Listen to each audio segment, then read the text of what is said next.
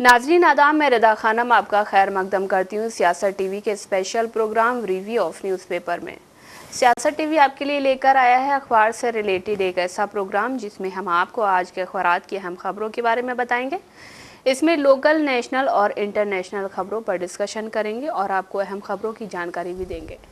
हम इस प्रोग्राम में हर ज़रूरी खबर पर रोशनी डालेंगे, चाहे वो लोकल हो, नेशनल हो या फिर इंटरनेशनल। इस प्रोग्राम में हर खबर की तह तक जाएंगी, क्योंकि कुछ अखबार की सिर्फ सुर्खियां ही बनकर रह जाती हैं या टीवी पर 2 मिनट की न्यूज़ ही हो पाती है। लेकिन हम आपको उन खबरों के बारे में तफसील से बताएंगे। हमारे साथ ही मौजूद है अशर यासिर। अशर यासिर, आपका खैर मकदम है। तो सबसे पहले शुरुआत करते हैं लोकल न्यूज़ से। तो इस वक्त लोकल न्यूज़ की बात करें तो इस वक्त हाइड्रा की कार्रवाई ज़ोरों शोरों पर चल रही है।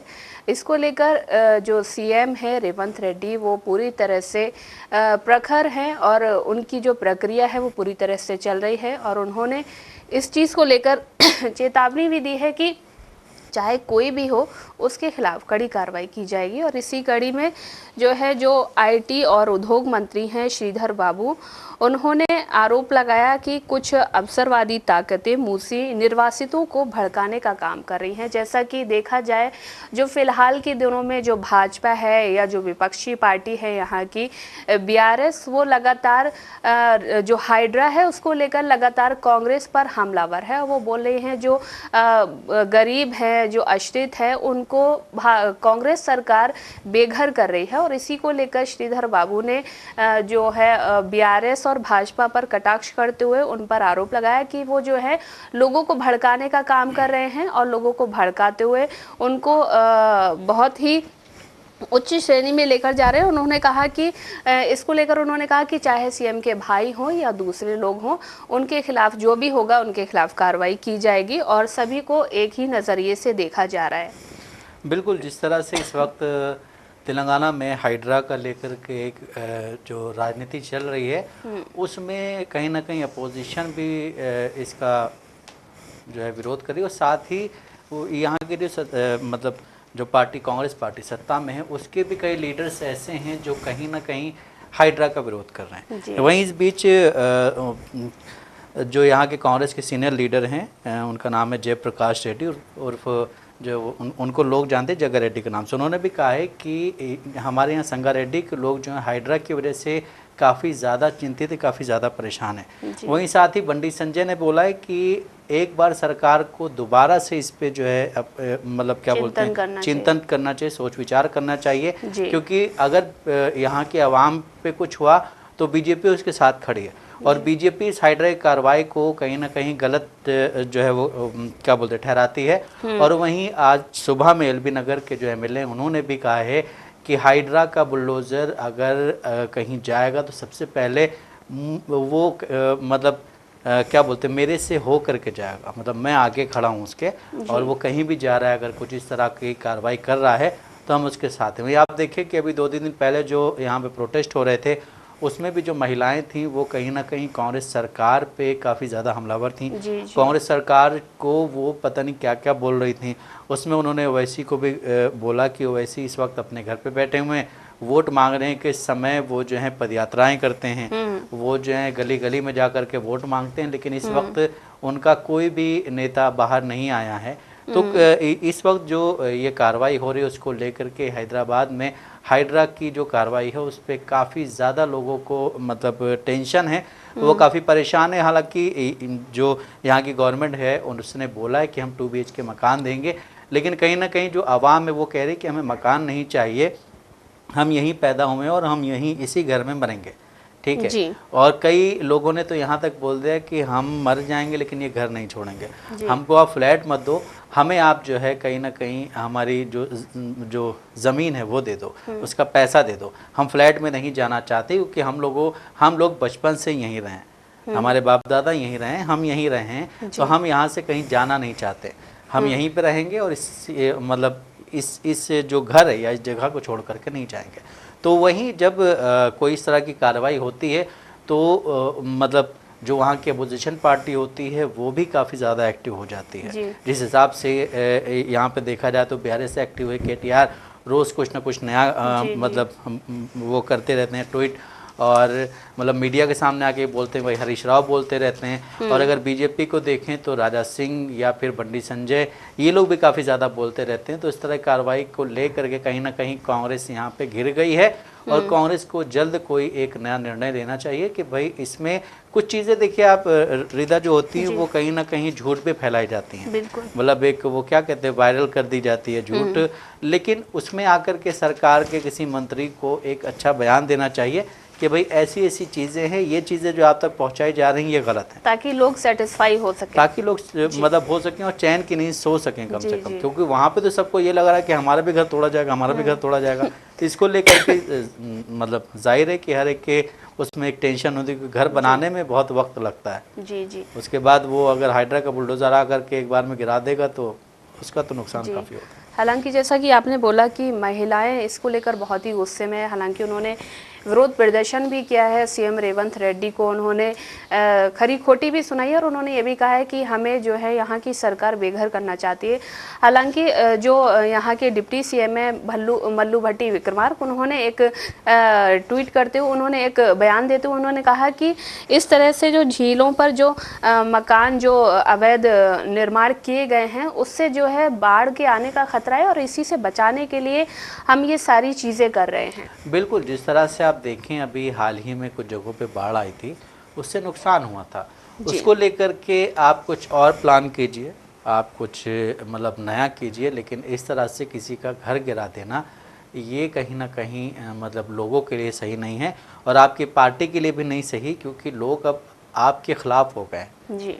ठीक है, लोग आपके खिलाफ हो गए हैं और यहाँ की जो अपोजिशन पार्टीज़ हैं वो कहीं ना कहीं चीज़ को भुनाने की पुरजोर कोशिश कर रही हैं, क्योंकि वो लोग ये चाहते हैं कि जितनी जल्द से जल्द हो आपकी सरकार हट जाए यहाँ से। अब आगे जो इनका बचा हुआ टाइम है उसमें इनको बहुत कुछ अच्छा करना होगा, वरना नेक्स्ट टाइम में जो है इनके लिए काफ़ी मुसीबतें खड़ी हो सकती हैं। जी। तो वहीं बात करें कि वन नेशन वन इलेक्शन को लेकर इस वक्त देश में बहुत ही चर्चाएं चल रही हैं। विपक्षी पार्टियां जो केंद्र की सरकार है भाजपा उसको लेकर हमलावर है और इसी कड़ी में जो है कल ये जो विधेयक आया था इसको कैबिनेट से मंजूरी भी मिल चुकी थी, जो मोदी की कैबिनेट है, और इसी को लेकर जो है एक प्रस्ताव लाया जाएगा, बताया जा रहा है। उन्होंने इस प्रस्ताव में संभावना है कि इसमें संशोधन होगा, इसमें 3 संशोधन होंगे जिसमें से 2 संविधान संशोधन से संबंधित होंगे। हालांकि कहा जा रहा है कि संविधान में भी संशोधन हो सकता है। है। जी बिल्कुल, जिस तरह से इसमें बोला गया है कि लोकसभा और विधानसभा चुनाव एक साथ कराने के लिए मतलब जो संविधान की धारा 82 है उसको संशोधन करने वाली पहली जो है वो मतलब क्या बोलते हैं उसका विधेयक पेश होगा। उसके वहीं इस विधेयक के जरिए संविधान के आर्टिकल 83(2) में संशोधन किया जाएगा। इस विधेयक के लिए राज्यों की जो भी वहाँ की पार्टी होती हों, वहाँ के लोग होते हैं, उनकी अनुमति की ज़रूरत नहीं होगी।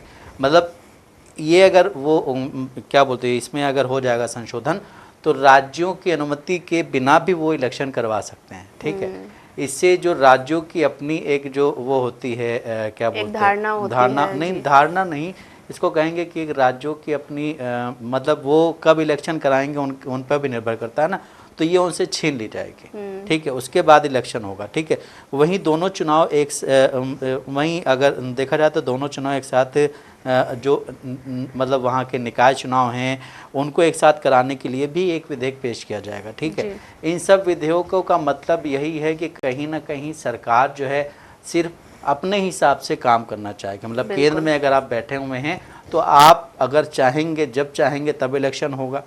यही अभी अगर हम थोड़ा पीछे जाएं तो हमने देखा कि जब जम्मू कश्मीर और क्या बोलते हैं हरियाणा के चुनाव की घोषणा होने वाली थी उसी वक्त कहीं ना कहीं ये भी कयास लगाए जा रहे थे कि अब महाराष्ट्र और झारखंड की भी घोषणा होगी, लेकिन महाराष्ट्र और झारखंड की घोषणा नहीं हुई, सिर्फ जम्मू कश्मीर और हरियाणा के चुनाव की घोषणा। हालांकि अब ये कहा जा रहा है कि 26 नवंबर से पहले महाराष्ट्र का चुनाव हो जाएगा।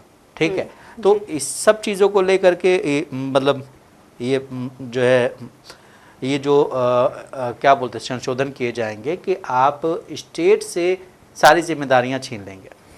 स्टेट की जो जिम्मेदारी है वो आप छीन लेंगे, वो आप अपने हिसाब से करेंगे। ठीक है, वहीं इसमें एक और बात लिखी गई है कि केंद्र शासित प्रदेश होने के बावजूद विधानसभाओं को रखने वाले पुडुचेरी, दिल्ली, जम्मू और कश्मीर की विधानसभा का जो कार्यकाल है देश की अन्य विधानसभाओं और लोकसभा के साथ संयोजित करने के लिए तीसरा संशोधन पेश किया जाएगा। इसके लिए संविधान में किसी तरह का जो है बदलाव की ज़रूरत नहीं होगी। राज्यों की इजाज़त भी नहीं ली जाएगी। मतलब अगर देखें केंद्र शासित प्रदेश पुडुचेरी, जम्मू कश्मीर और दिल्ली, इन सब जगहों की जो विधानसभा, मतलब ये जो वो हैं क्या बोलते हैं केंद्र शासित प्रदेश, ये विधानसभा रखते हैं, इनका अपना मुख्यमंत्री होता है और ये मतलब अपनी तरह से जो है वो क्या बोलते हैं स्टेट को चलाते हैं। लेकिन अब जो एक वो लाया जाएगा संशोधन, उसमें कहीं ना कहीं इनकी भी इजाज़त नहीं ली जाएगी। मतलब हमने बोल दिया कि इलेक्शन होना है तो होना है। आपको चाहे इलेक्शन कराए हुए 6 महीने हुए हो, चाहे इलेक्शन कराए हुए 1 साल हुआ, आप मतलब जो वहाँ की गवर्नमेंट है, जो वहाँ का सीएम है, उसकी अथॉरिटी कहीं ना कहीं छीनी जा रही है। अब यानी कि राज्य सरकारों को केंद्र सरकार पर आश्रित रहना होगा इस बिल्कुल, चीज़ को लेकर। उनको जो है केंद्र सरकार पे ही, जब केंद्र सरकार चाहेगी तभी इलेक्शन कराएगी। और जिस तरह से 2014 से जो बीजेपी की गवर्नमेंट है या नरेंद्र मोदी कह लें, वो जब से सत्ता में आए हैं, जब से उन्होंने काफ़ी सारे बदलाव किए हैं और उसी में एक बदलाव इसका भी था। ठीक है, ये भी उनके मैनिफेस्टो में था कि हम 1 नेशन 1 इलेक्शन पे काम करेंगे। और जिस तरह से जल्दबाजी में इसकी रिपोर्ट पेश की गई वो आपको भी पता है। ठीक है, वो आपको भी पता है कि 191 दिनों में ये जल्दी कर दिया गया। हालांकि पता नहीं कितनी लंबी लिस्ट थी वो, कितने कई सारे पेजेस थे। ठीक है, उसको जितनी मतलब ये हबड़ तबड़ में काम करना चाहते हैं। अब जो नया सेशन शुरू होगा, ठीक है, पार्लियामेंट का, उसमें इस पे बहस होगी बस। उसमें और जो देश के जो ज़रूरी मुद्दे हैं उनको छोड़ दिया जाएगा। कहीं ना कहीं अपोजिशन को भी घेर के रखने वाला काम किया जा रहा है इस गवर्नमेंट में। अब एनडीए सरकार है, ये देखा जा रहा था कि जब एनडीए की सरकार बनी है, इसमें बीजेपी पूरी ताकत के साथ नहीं आई है, तो हो सकता कुछ चीज़ों को वो अपने हिसाब से ना चला सके। लेकिन यहाँ तो देखा जा रहा है कि सारी चीज़ें एक साथ चल रही हैं, चाहे वो वक्फ का बिल हो या फिर 1 नेशन 1 इलेक्शन चुनाव पे बात हो।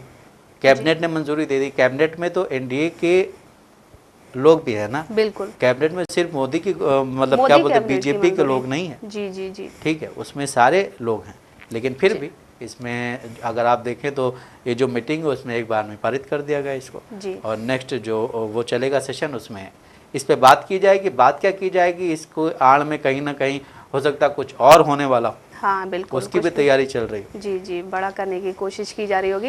हालांकि जैसा कि आपने बोला कि 4 राज्यों में चुनाव होने वाले थे, 2 राज्यों में ही उन्होंने कराए।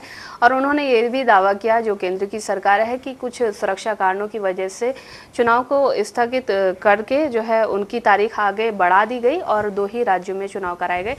और चुनाव की बात करें तो इस वक्त विधानसभा चुनाव जो है जो चल रहे हैं। हालांकि जो जम्मू कश्मीर में 2 चरण के चुनाव हो चुके हैं, हरियाणा में भी होना बाकी है और जम्मू कश्मीर में भी तीसरे चरण का चुनाव होना बाकी है और 8 तारीख को जो है नतीजे आएंगे। इसी कड़ी में जो है हर पार्टी, चाहे विपक्षी पार्टी हो या सत्ता पक्ष पार्टी हो, वो अपने पूरे जोर शोर से लगी हुई है और हरियाणा और जम्मू कश्मीर में जाकर अपना चुनावी प्रचार कर रही है। और इसी प्रचार के दौरान कल कांग्रेस के अध्यक्ष जो हैं मल्लिकार्जुन खड़गे, उन्होंने भी एक चुनावी रैली की थी, चुनावी जनसभा की थी और उन्होंने लोगों को संबोधित करते हुए कहा था कि मैं इतनी जल्दी नहीं मरने वाला हूं, मैं तभी मरूंगा जब मोदी को सत्ता पक्ष से हटाकर ही, उन्होंने कहा था कि मैं दम लूंगा और इससे पहले मैं कोई नहीं जाने वाला हूं। बिल्कुल सही आपने बात कही कि खड़गे जी ने कल जो है बोला था कि हम मोदी को हटा करके ही मरेंगे। ठीक है जी। उसी पे अगर आज की बात करें तो आज अमित शाह ने कहा है कि नहीं, आप लंबी ज़िंदगी जिएंगे, आप 2047 तक तो कम से कम जिएंगे। ठीक है। और वहीं अगर बात करें कल के उनके बयान की, तो उन्होंने कहा है कि गवर्नर के ज़रिए बीजेपी यहाँ पे अपना रिमोट कंट्रोल चलाना चाह रही है। ठीक है। जो जम्मू कश्मीर की सरकार है वो कहीं ना कहीं रिमोट कंट्रोल से चल रही थी और अब आगे भी अगर बीजेपी जीत जाती है तो भी यही होगा, कोई इसमें कोई चेंजेस नहीं आने वाला उनको। जो वही उन्होंने जो कहा है, उन्होंने कहा है कि पिछले 10 सालों में देश में किस तरह की चीज़ें हुई हैं, या अगर जम्मू कश्मीर की बात करें वहाँ भी बहुत सारी ऐसी चीज़ें हुई हैं जो उससे पहले नहीं हुई थी। जम्मू कश्मीर में जब ये हटाया गया उसके बाद बोला गया था कि कोई भी मतलब कुछ ऐसा नहीं होगा, लेकिन उसके बावजूद वहाँ पे इनकाउंटर्स वहाँ पे मुठभेड़ होती रहती है जिसमें सिविलियंस मारे जाते हैं। वहाँ के जो लोग हैं या वहाँ पे जो काम करने के लिए जा रहे हैं, बिहार के, यूपी के लोग, असम के लोग, उनको मतलब वहाँ पे मार दिया जाता है। ठीक है, इन सब चीज़ों के लिए वहाँ पे इलेक्शन हो रहा है। इलेक्शन की जो क्या बोलते हैं, इलेक्शन का जो आखिरी वो है चरण, वो 1 तारीख को है। उसमें जो है जब वो क्या बोलते हैं, उसके लिए वोटिंग की तैयारियां की जा रही हैं, आज से ही शुरू हो गई, क्योंकि कल ही इलेक्शन होना है। वहीं जब कल खरगे जी की तबीयत ख़राब हुई तो देश के प्रधानमंत्री नरेंद्र मोदी जी ने उनसे बात की, उनसे कहा है कि मैं आपकी अच्छी सेहत की कामना करता हूँ। ठीक है, तो ये तो एक ये वही बात होती है कि इंसान मतभेद रखे, मनभेद ना रखे। राजनीति में हमेशा ये कहा जाता है कि आपके मतभेद होने चाहिए मगर मनभेद नहीं होने चाहिए। लेकिन 2014 से अभी तक जो देखा जा रहा है उसमें कहीं ना कहीं चीज़ें उल्टी हो गई, उसमें मनभेद होते हैं, मतभेद नहीं होते। ठीक है, तो अब जिस तरह से जम्मू कश्मीर में इलेक्शन हो रहा है, जम्मू कश्मीर में कल प्रचार थम गया, जम्मू कश्मीर में कल प्रचार थम गया है, लेकिन हरियाणा में अब प्रचार जोर पकड़ रहा, क्योंकि वहाँ पे 5 तारीख को इलेक्शन होना है। 5 तारीख को इलेक्शन को लेकर के जो भी मंत्री हैं वहाँ पे जा रहे हैं और हरियाणा के लोगों से बड़े बड़े वादे कर रहे हैं। लेकिन अगर मतलब क्योंकि वहाँ पे सत्ता में बीजेपी है, अगर बीजेपी अपने गिरेबान में झांक के देखे तो उसने पिछले 10 सालों में हरियाणा में क्या किया। ठीक है, हरियाणा में उसने कुछ नहीं किया। हरियाणा के जो नेता, हरियाणा के जो किसान हैं वो प्रोटेस्ट कर रहे थे, हरियाणा की जो पहलवान हैं वो प्रोटेस्ट कर रही थी जी। उस दौरान भी वहाँ की जो गवर्नमेंट है, वहाँ पे उस वक्त मुख्यमंत्री हुआ करते थे क्या बोलते खट्टर साहब, उन्होंने कुछ नहीं बोला। उन्होंने हमेशा अपनी सरकार को बचाने की कोशिश की। ठीक है, उसके बाद फिर उनका मुख्यमंत्री पद छीना गया, सैनी को मुख्यमंत्री बनाया गया। इसमें काफ़ी घटनाक्रम हुए। ठीक है, अनिल विज ने बोला कि मैं मुख्यमंत्री बनूंगा, वही अनिल विज जिन्होंने बोला था कि मैं मुख्यमंत्री बनूंगा, वो उनके क्या बोलते हैं समारोह में नहीं गए थे, शपथ ग्रहण समारोह में भी वो उनकी नाराज़गी रही थी। वही अनिल विज कह रहे हैं कि कांग्रेस में जो है मुख्यमंत्री को लेकर के लड़ाई चल रही। बात तो यहाँ यही आती कि आप अपने गिरेबान में झांक के नहीं देखते हैं, आप दूसरे के घर में देख रहे हैं कि वहाँ क्या, और आप पहले अपने घर पे तो देखिए, आपसे अपना घर संभाला नहीं जा रहा। जिस हिसाब से बीजेपी में इस वक्त अंदर कलह चल रही है, उसी में अगर बात करें यूपी की, तो यूपी में भी इस वक्त बीजेपी में इंटरनल जो चीज़ें हैं वो ज़्यादा चल रही। ठीक है, लेकिन बात ये है कि वो सामने नहीं आ पा रही, तो इतना ज़्यादा पता नहीं है। बीजेपी में इंटरनल चीज़ें बहुत चल रही। लेकिन वहीं अगर हम सिर्फ बात करें हरियाणा के चुनाव की, तो हरियाणा में इस वक्त प्रचार जो प्रसार है वो काफ़ी ज़ोरों पर है। अरविंद केजरीवाल भी कहीं ना कहीं अपने लिए एक जगह तलाश रहे हैं हरियाणा में, और अरविंद केजरीवाल के ही मंत्री ने कहा है कि हरियाणा के लोग आम आदमी पार्टी के साथ आना चाह रहे हैं, लेकिन कांग्रेस ने यहाँ पे कहीं ना कहीं अड़ंगा लगा दिया। हालांकि अगर बात की जाए तो कांग्रेस वहाँ पे पहले भी थी, कांग्रेस वहाँ पे पिछले 10 साल से काम भी कर रही है। भूपेंद्र सिंह हुड्डा वहाँ पे काफ़ी ज़्यादा मतलब क्या बोलते हैं, कांग्रेस को जोड़ के रखने में एक उनकी बड़ी भूमिका रही है। और जिस तरह से कुमारी शैलजा की बात करें या फिर रणदीप सुरजेवाला की बात करें, इन सब लोगों ने कांग्रेस को वहाँ पे एक जोड़ के रखा हुआ है। लेकिन वहीं बीजेपी जो है, उसके लीडर्स जो हैं वो नाराज़, मतलब क्या बोलते हैं, उनकी नाराज़गी ज़्यादा है। जिस तरह से कुमारी शैलजा की बात की गई थी, कुमारी शैलजा जो है वो नाराज़ हैं, लेकिन उनसे जब कल वो एक रैली में गई, एक सभा को संबोधित कर रही थी, तो उनसे बोला गया कि आप जो इनका क्या बोलते घोषणा पत्र वाला प्रोग्राम था उसमें क्यों नहीं है। तो उन्होंने बोला कि मैं दूसरे कामों में बिजी हूँ, इस जगह पे जितने भी लीडर्स हैं वो ऐसा नहीं कि सब एक साथ जाकर के एक प्रोग्राम में शरीक हो जाएं। हम लोग एक टीम के हिसाब से काम कर रहे हैं, कुछ टीम को कोई काम दिया गया, कुछ टीम को कोई काम दिया गया, तो उस टीम के हिसाब से काम किया जा रहा है। ये नहीं कि हम अपना काम अलग करें, हम अपना काम अलग करें, और अगर हम वहाँ नहीं गए तो ऐसा नहीं कि हम नाराज़ हैं। हम स्टेट के लिए काम कर रहे हैं, हम देश के लिए काम कर रहे हैं, हम अपने लिए काम नहीं कर रहे हैं। जी, तो बात चले विधानसभा चुनाव की, तो आने वाले कुछ ही टाइम में महाराष्ट्र और झारखंड में भी चुनाव होने वाले हैं, और पार्टियां वहां पर भी जाकर अपना पूरे ज़ोर शोर से जनसभाएं भी कर रही हैं, लोगों को संबोधित भी कर रही हैं।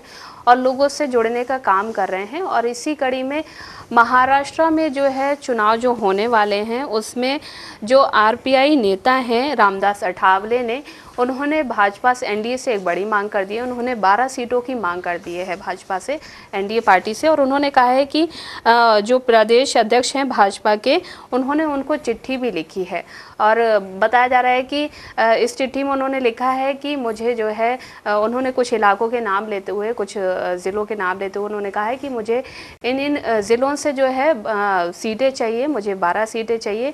और जैसा कि आपने बोला कि भाजपा जो है कांग्रेस पर हमेशा जो है आरोप लगाती रहती है कि उनमें जो है अंतर्कलह चल रही है, उनमें खींचतान चल रही है। अगर देखा जाए दूसरी तरफ तो भाजपा में सबसे ज़्यादा ही खींचतान चल रही है। जैसा कि भाजपा के नेता जो है आए दिन आकर कहते हैं, सामने आकर, कैमरे के सामने आकर कहते हैं कि हमारे में ऐसा कुछ भी नहीं है। और भाजपा के जो बड़े बड़े नेता हैं उनकी तारीफ करते रहते हैं।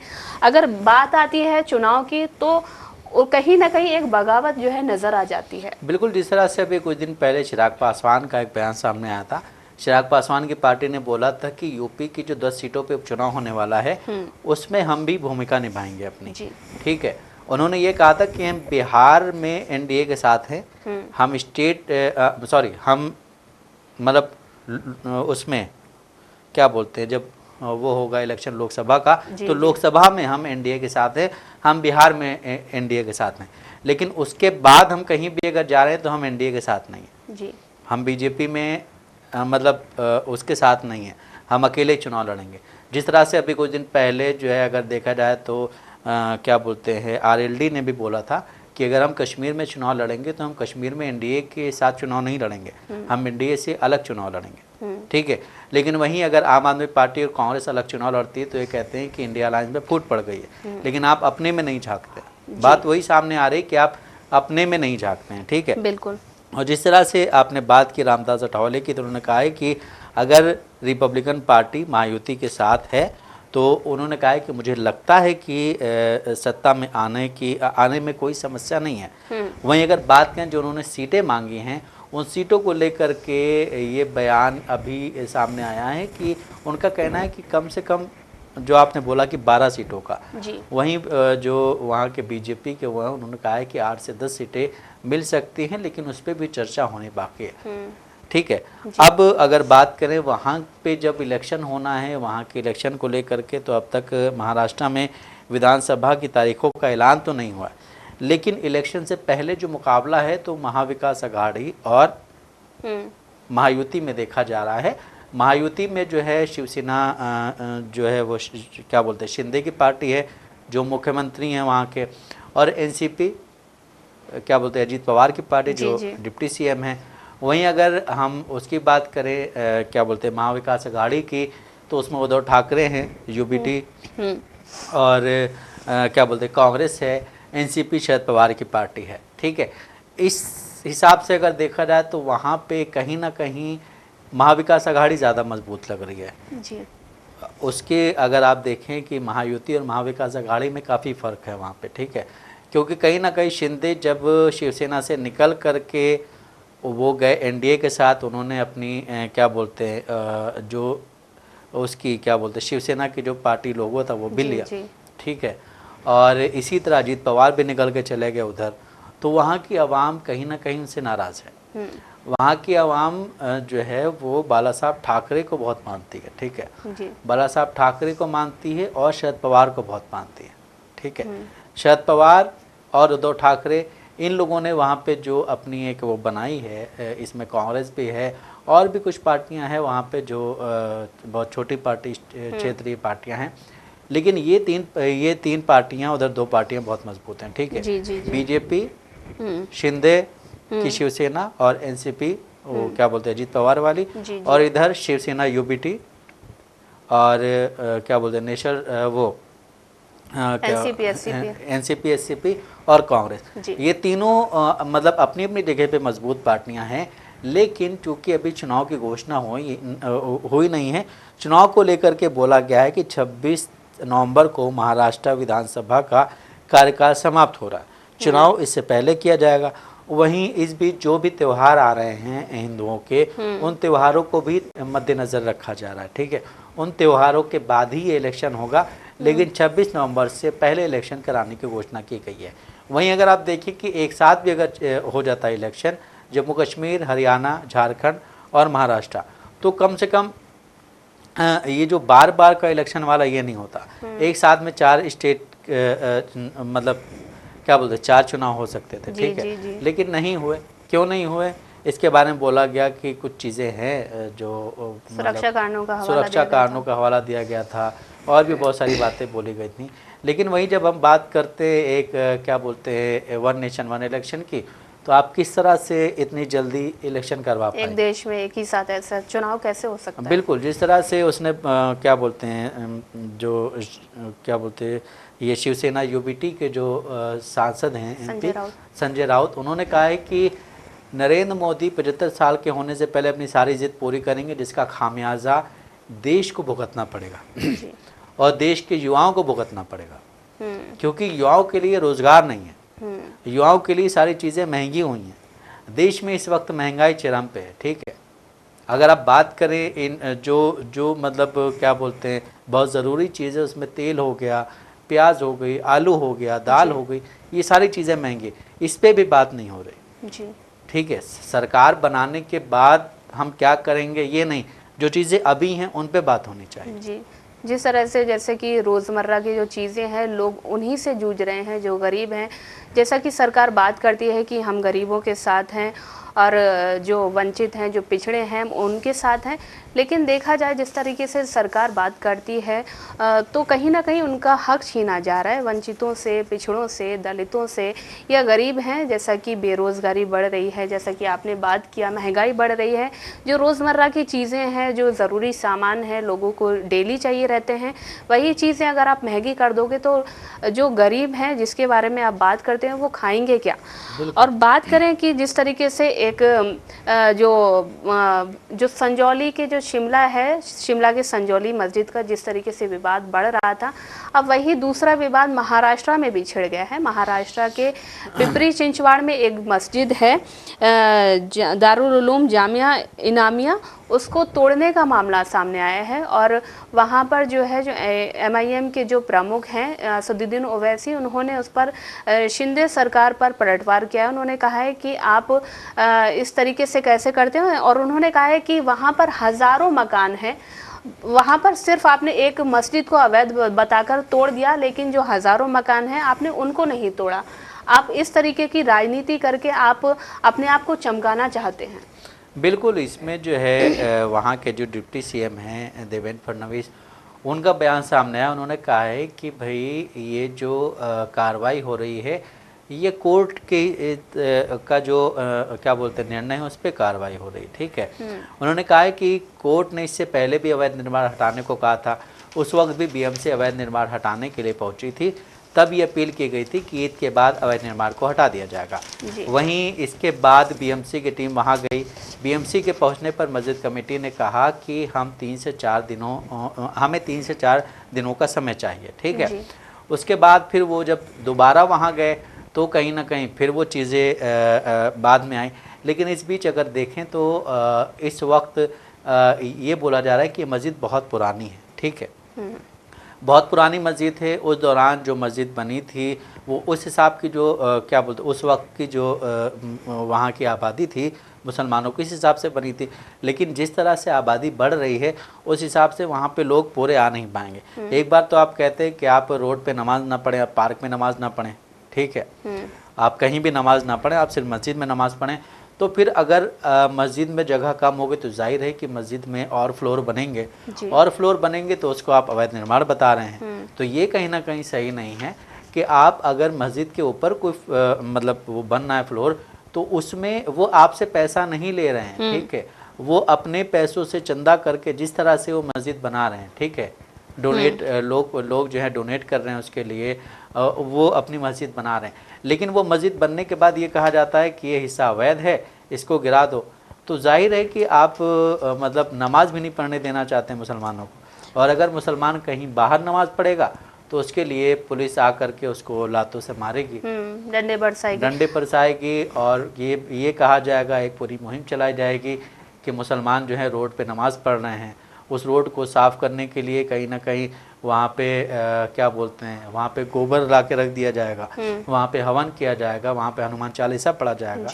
तो ये इस वक्त हिंदुस्तान में आप जितना भी डेवलपमेंट ला लें, जितना भी कुछ करें, लेकिन सबसे पहले इन चीज़ों को ख़त्म करना चाहिए कि ये जो चीज़ें हो रही हैं इन चीज़ों पे अगर काबू पा लेंगे तो कहीं ना कहीं तरक्की करने के लिए सारे लोग जब तक एक साथ नहीं आएंगे, जब तक किसी भी देश की तरक्की नहीं हो सकती। जी, जैसा कि यासिर आपने बोला कि वहाँ की जो सरकार है उन्होंने कहा है कि जो वहाँ पर लोग हैं उनके रहने की जगह कम पड़ गई है, तो मतलब मस्जिद को तोड़ के उनको रहने की जगह मिल जाएगी। वहाँ ये नहीं, वहाँ ये बोला गया है कि मस्जिद में जब ये मस्जिद बनाई गई थी तो वहाँ पे लोगों की संख्या कम थी, तो मस्जिद में अब जैसे होता नहीं 4 से 5 सब खड़े होकर नमाज पढ़ी, अब वहाँ पे लोगों की संख्या बढ़ रही है। इस वजह से वो लोग पूरे नहीं आ पा रहे हैं मस्जिद में, तो अब वो बाहर नमाज नहीं पढ़ सकते हैं। अब वो बाहर नमाज नहीं पढ़ सकते अगर, तो उसके लिए तो ऊपर बनाना पड़ेगा ना उनको फ्लोर। ये बात बोली मैंने कि वो अगर कहीं वो आ गए बाहर नमाज पढ़ने रोड पे, तो आपकी पुलिस जो है उनको लातों घूसों से मारती है। अगर वो सजदे में होते हैं तो उनको लातों से मारा जाता, उठो यहाँ नमाज क्यों पढ़ रहे। और फिर एक ऐसे भी यहाँ पे कुछ क्या बोलते हैं संगठन है जो वहाँ करके हनुमान चालीसा करने लगते हैं, वहाँ आके पूजा पाठ करने लगते हैं। इस वजह से आप मुसलमान करें तो क्या करें जी। ना वो ट्रेन पे नमाज पढ़ सकता है, ना वो मॉल में नमाज पढ़ सकता है, ना वो बस में नमाज पढ़ सकता है, ना रोड पे नमाज पढ़ सकता है, ना वो पार्क में नमाज पढ़ सकता है जी।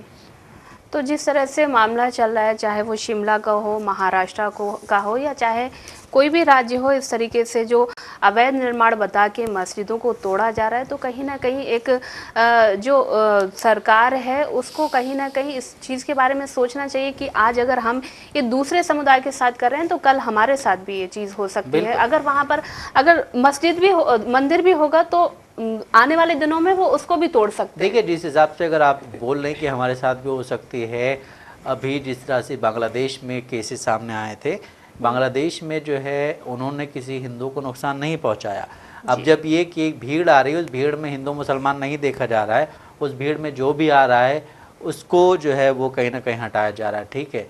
इसी तरह अगर आप बात करें तो पाकिस्तान में भी कहीं ना कहीं जब ऐसी चीज़ें सामने आती हैं कि वहाँ पे जो है मंदिर को गिरा दिया गया, तो हिंदुस्तान में बहुत ज़्यादा बवाल होता है कि वहाँ पे हिंदुओं को सही से मतलब क्या बोलते हैं उनकी आज़ादी छीनी जा रही है।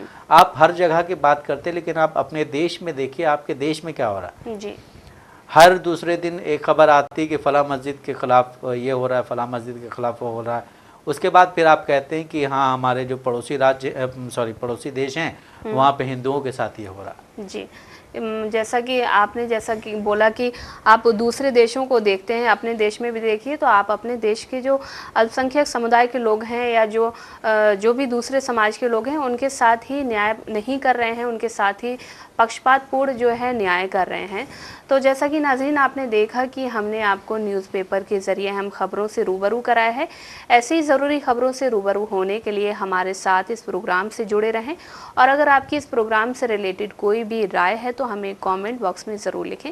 इसी के साथ हमारा प्रोग्राम यही ख़त्म होता है। मुझे और मेरे साथी अशर यासिर को दें इजाज़त। अल्लाह हाफिज़।